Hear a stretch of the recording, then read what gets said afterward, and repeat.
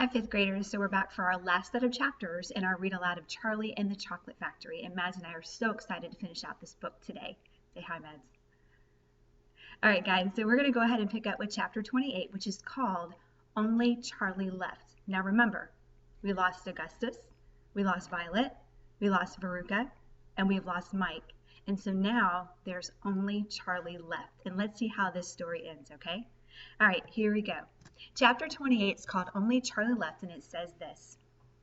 Which room shall it be next? Said Mr. Wonka as he turned away and darted into the elevator. Come on, hurry up. We must get going. And how many children are left now? Little Charlie looked at Grandpa Joe, and Grandpa Joe looked back at little Charlie.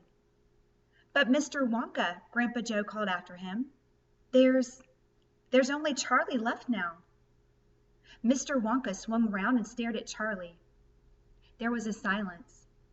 Charlie stood there holding tightly onto Grandpa Joe's hand. You mean you're the only one left? Mr. Wonka said, pretending to be surprised. Why, yes, whispered Charlie. Yes. Mr. Wonka suddenly exploded with excitement. But my dear boy, he cried out, that means you've won. He rushed out of the elevator and started shaking Charlie's hand so furiously it nearly came off. Oh, I do congratulate you, he cried. I really do. I'm absolutely delighted. It couldn't be better. How wonderful this is. I had a hunch, right from the beginning, that it was going to be you.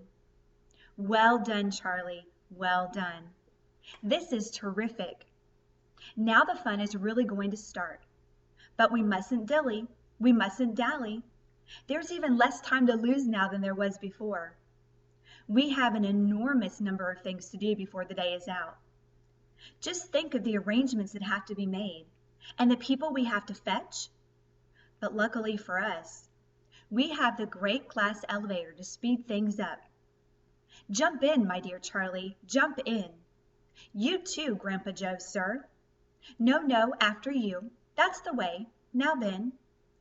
This time, I shall choose the button we're going to press. Mr. Wonka's bright, twinkling blue eyes rested for a moment on Charlie's face. Something crazy is going to happen now, Charlie thought. But he wasn't frightened. He wasn't even nervous. He was just terrifically excited. And so was Grandpa Joe. The old man's face was shining with excitement as he watched every move that Mr. Wonka made. Mr. Wonka was reaching for a button high up on the glass ceiling of the elevator. Charlie and Grandpa Joe both craned their necks to read what it said on the little label beside the button. It said, Up and Out. Up and out, thought Charlie. What sort of a room is that? Mr. Wonka pressed the button. The glass doors closed. Hold on, cried Mr. Wonka. Then, wham! The elevator shot straight up like a rocket. Yippee! Shouted Grandpa Joe. Charlie was clinging to Grandpa Joe's legs, and Mr. Wonka was holding onto a strap from the ceiling. And up they went. Up, straight up this time, with no twistings or turnings, and Charlie could hear the whistling of the air outside as the elevator went faster and faster. Yippee! Shouted Grandpa Joe again. Yippee! Here we go. Faster, cried Mr. Wonka, banging the wall of the elevator with his hand. Faster, faster. If we don't go any faster than this, we shall never get through. Through what? Shouted Grandpa Joe. What have we got to get through? Aha, cried Mr. Wonka. You wait and see. I've been longing to press this button for years, but I've never done it until now. I was tempted many times. Oh yes, I was tempted. But I couldn't bear the thought of making a great big hole in the roof of the factory. Here we go, boys. Up and out. But you don't mean, shouted Grandpa Joe. You don't really mean that this elevator... Oh, yes, I do, answered Mr. Wonka. You wait and see. Up and out. But it's made of glass, shouted Grandpa Joe. It'll break into a million pieces. I suppose it might, said Mr. Wonka, cheerful as ever. but it's pretty thick glass all the same. The elevator rushed on, going up and up and up, faster and faster and faster. Then suddenly, crash! And the most tremendous noise of splintering wood and broken tiles came from directly above their heads. And Grandpa Joe shouted, "Help! It's the end! We're done for!" And Mr. Wonka said, "No, we're not.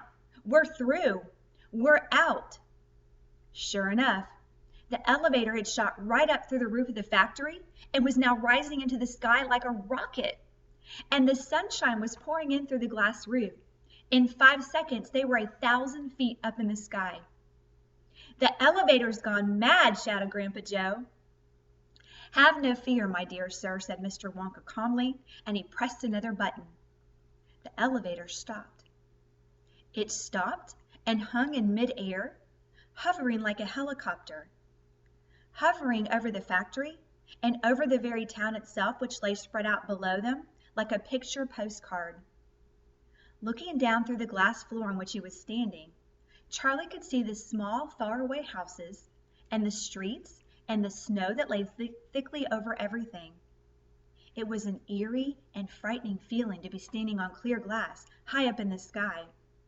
It made you feel that you weren't standing on anything at all. "Are we all right?" cried Grandpa Joe. "How does this thing stay up?" "Candy power," said Mr. Wonka. 1,000,000 candy power. "Oh, look," he cried, pointing down. "There go the other children. They're returning home."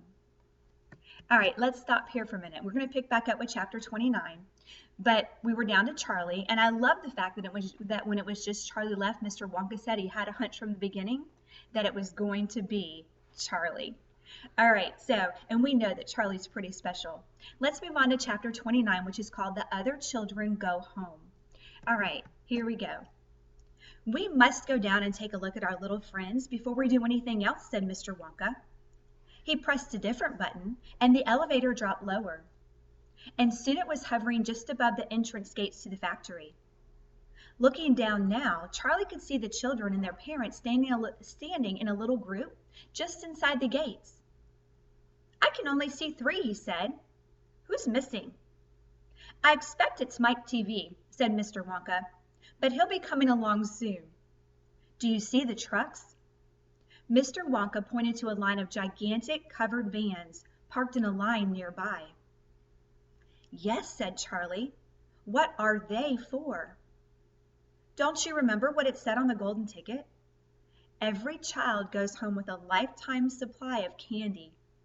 There's 1 truckload for each of them, loaded to the brim." "Aha," Mr. Wonka went on. "There goes our friend Augustus Gloop. Do you see him? He's getting into the first truck with his mother and father." "You mean he's really all right?" asked Charlie, astonished. "Even after going up that awful pipe?" "He's very much all right," said Mr. Wonka. "He's changed," said Grandpa Joe, peering down through the glass wall of the elevator. "He used to be fat. Now he's thin as a straw." "Of course he's changed," said Mr. Wonka, laughing. "He got squeezed in the pipe. Don't you remember?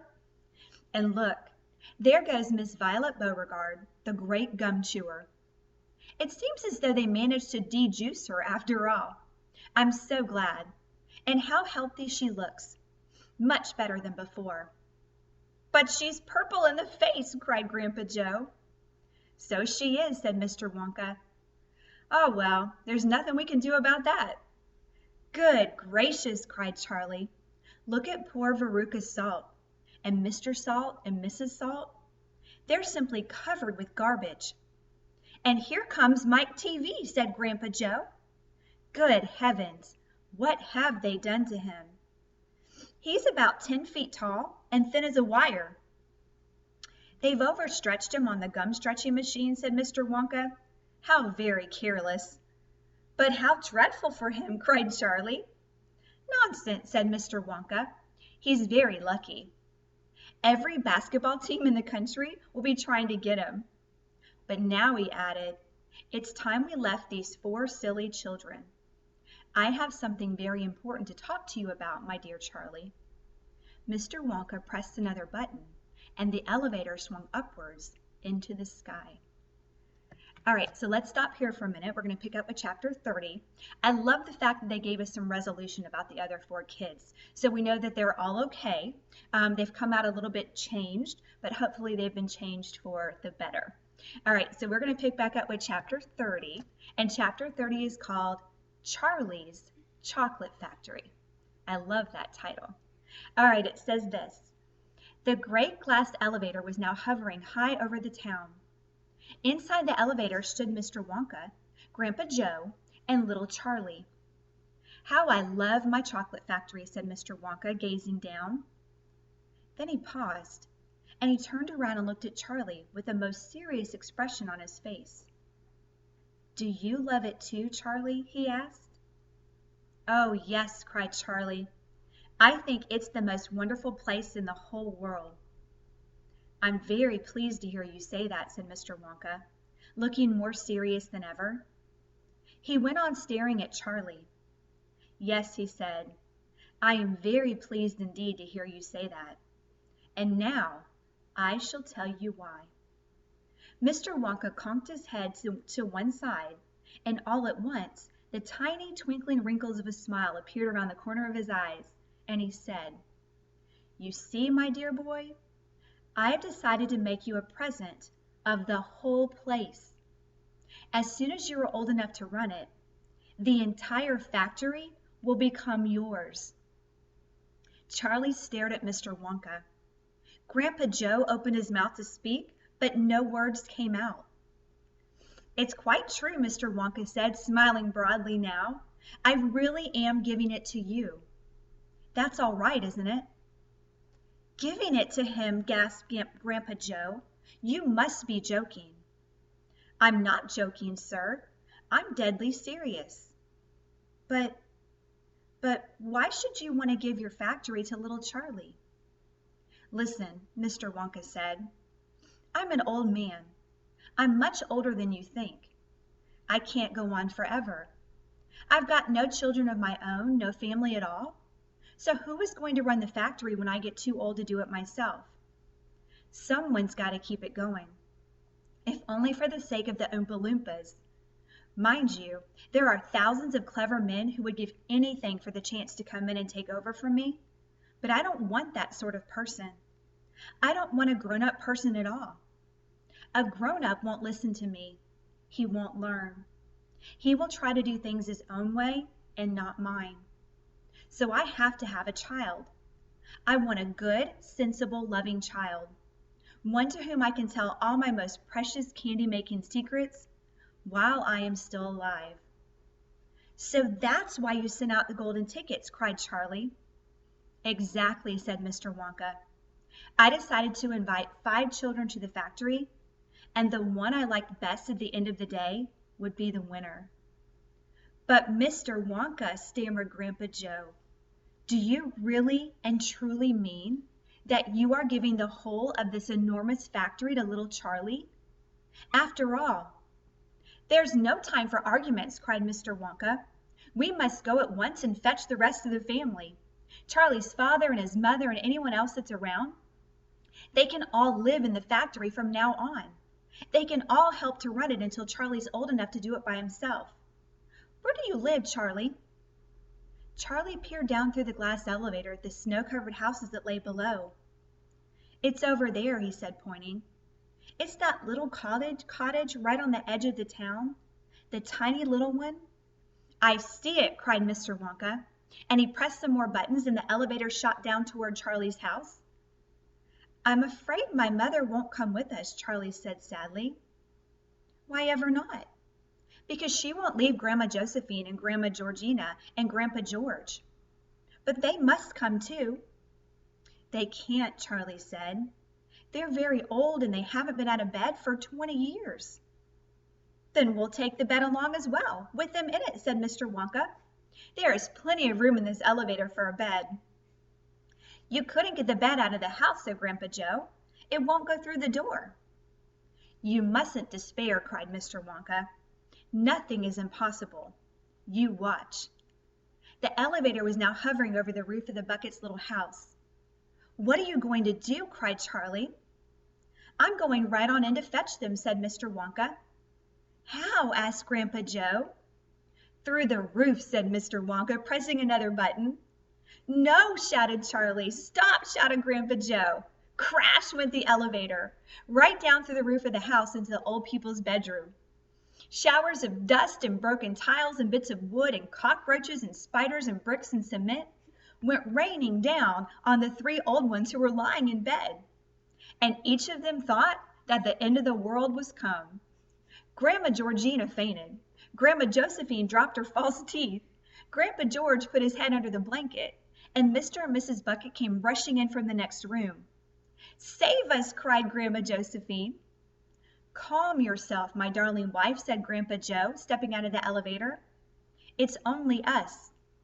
Mother, cried Charlie, rushing into Miss Bucket's arms.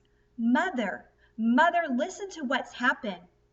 We're all going back to live in Mr. Wonka's factory, and we're going to help him run it, and he's given it all to me. And, what are you talking about? Said Mrs. Bucket. Just look at our house, cried poor Mr. Bucket. It's all in ruins. My dear sir, said Mr. Wonka, jumping forward and shaking Mr. Bucket warmly by the hand. I'm so very glad to meet you. You mustn't worry about your house. From now on, you're never going to need it again anyway. Who is this crazy man? Screamed Grandma Josephine. He could have killed us all. This, said Grandpa Joe, is Mr. Willy Wonka himself. It took quite a time for Grandpa Joe and Charlie to explain to everyone exactly what had been happening to them all day. And even then, they all refused to ride back to the factory in the elevator. I'd rather die in my bed, shouted Grandma Josephine. So would I, cried Grandma Georgina. I refuse to go, announced Grandpa George. So Mr. Wonka and Grandpa Joe and Charlie, taking no notice of their screams, simply pushed the bed into the elevator. They pushed Mr. and Mrs. Bucket in after it. Then they got in themselves. Mr. Wonka pressed a button. The doors closed. Grandma Georgina screamed, and the elevator rose up off the floor and shot through the hole in the roof out into the open sky. Charlie climbed onto the bed and tried to calm the three old people who were still petrified with fear. Please don't be frightened, he said. It's quite safe. And we're going to the most wonderful place in the world. Charlie's right, said Grandpa Joe. Will there be anything to eat when we get there? Asked Grandma Josephine.